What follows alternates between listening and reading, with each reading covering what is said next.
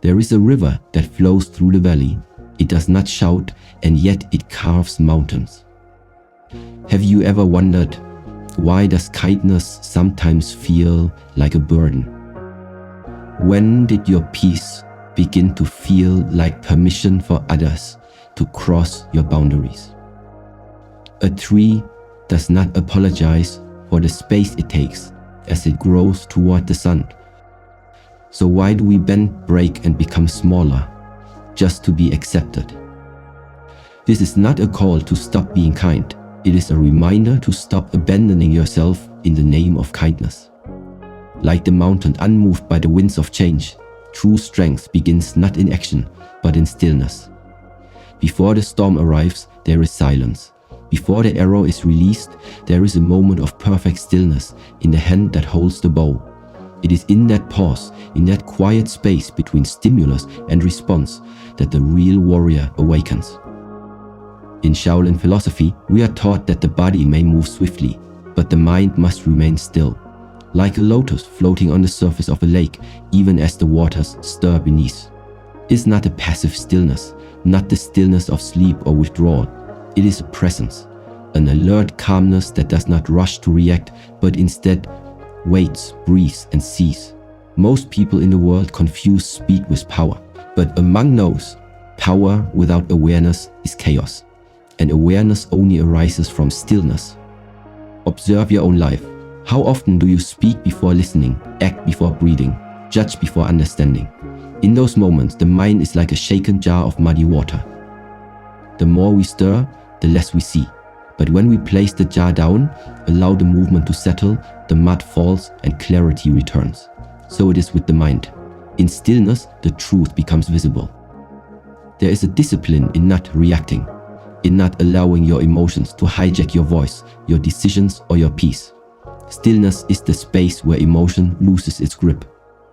You observe the anger, but you do not become it.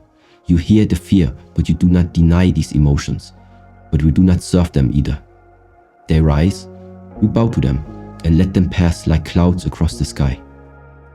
In modern life, people confuse movement with meaning. Always doing, always responding, always chasing the next word, the next task, the next opinion. But the one who can be still amidst noise, this one carries power. Because they are not moved by impulse, but by intention. Their energy is not scattered outward, but gathered inward. Stillness is not weakness, it is containment. A coiled spring holds more potential than a loose wire flailing in all directions. When we learn to pause, we reclaim our choices. We stop running from discomfort and start learning from it. That moment of silence before we speak, before we act, that is where transformation begins. It is the ground from which all strength grows.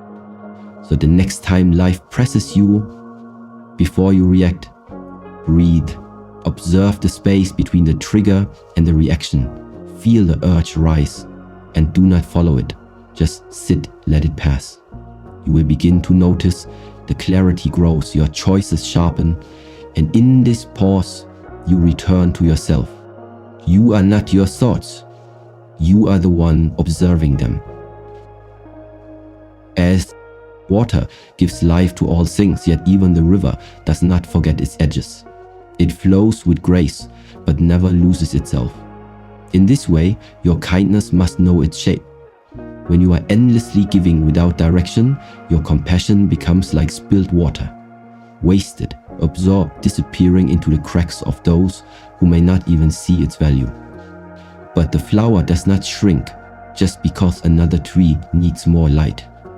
Shaolin teachings remind us that compassion must include oneself. If it excludes your own peace, your own needs, your own sacred space, then it is not true compassion.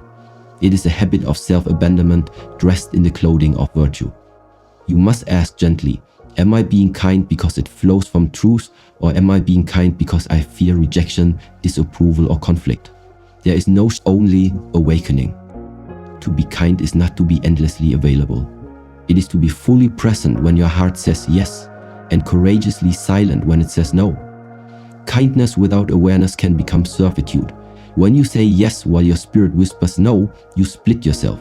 Slowly, silently, you disappear beneath the weight of everyone else's needs. That is not peace, that is forgetting. Buddhism teaches balance, the middle way, not indulgence, not deprivation, but harmony. So too must your kindness find its center. Let it be offered from fullness, not from fatigue. Let it rise like a cup overflowing, not a well running dry.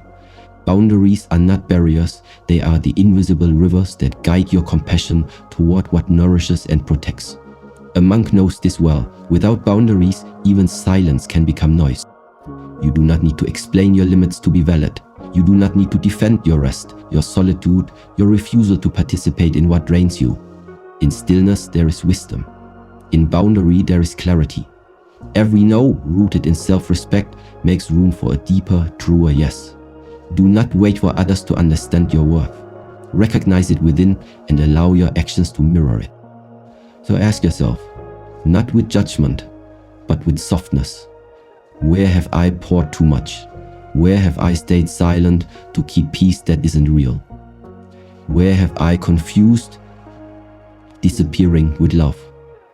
These questions are not easy, but they are the doorway back to your center. You do not serve others by disappearing. The bamboo rises, tall and hollow, bending with the wind yet never breaking. It does not seek approval from the forest. It simply fulfills its nature. In the same way, the path of self-mastery is not paved by the desire to be liked, but by the discipline to remain true. But in Shaolin tradition, we are not trained to perform. We are trained to return to what is real again and again, even in the face of rejection. Pleasing others is a subtle form of seeking safety.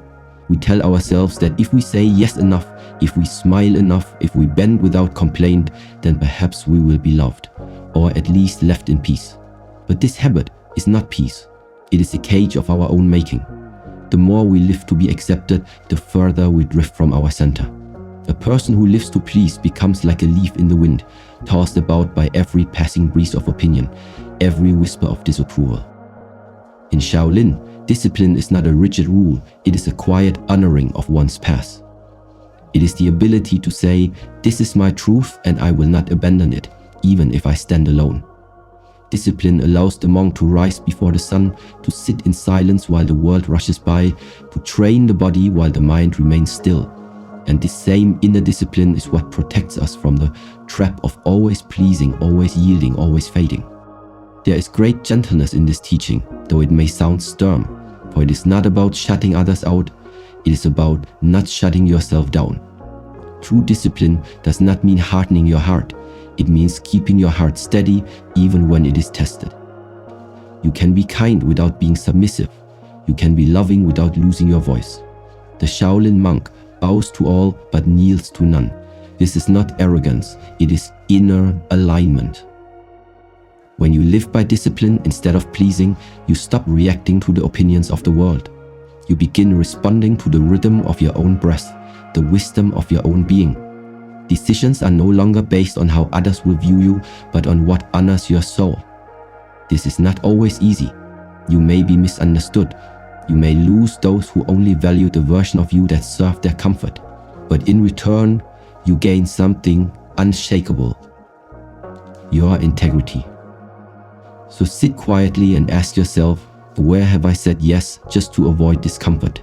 Where have I performed kindness just to be seen as good? Where have I placed the weight of my worth into someone else's hands? The one who learns to live with awareness, not approval, begins to walk freely. Do not trade your peace for praise. The sword that never cuts grows dull, not because it lacks strength, but because it forgets its purpose. In the same way, a life without clear refusal becomes directionless. Saying no is not aggression, it is clarity. It is the gentle assertion of where you end and where the world must not pass without permission. In Shaolin practice, we do not use the word no with harshness. We use it like a gate, not to shut others out, but to guard the sacred ground within. To know when to stop, when to rest, when to refuse. That is not selfishness, it is self-awareness. Many people carry an inner fear that saying no will make them unloved, that refusal will be seen as rejection. But Buddhism teaches us that attachment to approval is one of the roots of suffering. We cling, we concede, we comply, just to hold on to the illusion of harmony. But what is the value of harmony if it comes at the cost of our own truth? The river may yield around the stone, but it does not stop its flow. You too can be kind without surrendering your path. The practice of saying no is not about resisting others, it is about respecting yourself. Every time you say yes, when your body tightens, your breath shortens, your spirit hesitates, you lose a little piece of yourself. It is a quiet erosion, and it accumulates. Over time, your days are filled with obligations, your energy scattered, your presence diluted. Shaolin wisdom teaches us to sharpen the inner blade, not to cut people down, but to cut away what no longer serves. Saying no is the act of clearing the path. It is sweeping the leaves from the steps of your temple. It is making space for what truly matters. Do not fear the discomfort that comes with refusal. It is a small price to pay for alignment. Silence may follow, distance may follow, but peace will always follow. Observe your life. How many yeses have been spoken from fear rather than freedom? How often have you accepted something not because it was right, but because you were afraid to draw the line? There is a gentle power in the monk who bows deeply to life but stands firm in their silence when the time for no has come. This is not coldness, it is wisdom. The wisdom that your energy is not infinite, that your time is not a coin to be spent on every hand held out. To say no with peace is to reclaim the rhythm of your own life. It is to move from reflex to response, from guilt to groundedness. You do not need to explain every boundary, you only need to honor them with consistency. Like the quiet mountain trail, well marked but seldom loud, your path becomes clearer with each step of intention. Every no is a step deeper into your truth. The plum tree blossoms in winter, not to be admired, but because that is its nature. It does not wait for approval from the season, it simply expresses what is true. In the same way, authenticity is not something we try to become. It is what we return to when we stop trying to be everything else. And yet so many live behind masks, gentle smiles that conceal exhaustion, polite words that hide discomfort, agreeable silence that buries truth. But niceness, when performed to avoid conflict, is a quiet betrayal of the self. In Shaolin practice, every movement must be aligned. The hem, the breath, the sword. Each must follow the same rhythm. If one part moves without truth, it weakens the whole. And so it is in life. When you speak what others want to hear but not what you feel. When you stay to keep peace but your spirit wants to leave. Niceness becomes a habit of disconnection. It may bring you praise, but it will not bring you peace. There is a subtle violence in always pretending to be fine, in always offering warmth when you feel cold inside. The Shaolin monk does not raise his voice, but neither does he silence his truth. He speaks softly, but clearly, without force, without fear. Authenticity is not about being loud, it is about being real. It's the courage to be seen without decoration, the discipline to live in harmony with your inner world, even if the outer world misunderstands you. Many fear that authenticity will make them less loved. But love built on performance is not love, it is a transaction. And the cost of that transaction is often your own well-being. When you live authentically, not everyone will stay, but the ones who do will meet you, not the mask. And that is a sacred connection. That is worth the solitude that may come before it. So reflect gently. Where have you polished your words to be accepted? Where have you quieted your needs to be liked? Where have you played small to avoid making others uncomfortable? Each of these moments matters. Each is a step away from your center. And yet in each moment, you can choose again. Choose to return. Choose to speak not what is expected, but what is true. To live authentically does not mean to be unkind. It means to be whole. To express joy without guilt. To express boundaries without apology. To express pain without shame. The flower does not bloom halfway. The sun does not rise just a little. Your soul was not meant to be dimmed in the name of harmony. You were not born to be agreeable. You were born to awaken. The journey of strength is not paved with noise, but with quiet choices. Not the kind of strength that seeks to dominate, but the kind that bows inward. You have been taught to be nice, to please, to yield, to be the soft river for everyone's thirst. But the river too must be protected. Its banks must hold. Its source must be honored. In this stillness, we remember you are not here to be small. Not here to silence yourself for peace. Not here to be consumed by what others expect. Each no you whisper with calm is a seed of your truth. Each boundary, a breath of your soul expanding. Each moment you choose authenticity over approval, stillness over reaction, presence over performance, you return home. Shaolin wisdom teaches us, when the mind is still, the truth shines through like the moon in a quiet lake. So, start today. Not by becoming more, but by shedding what you are not. Not by running ahead,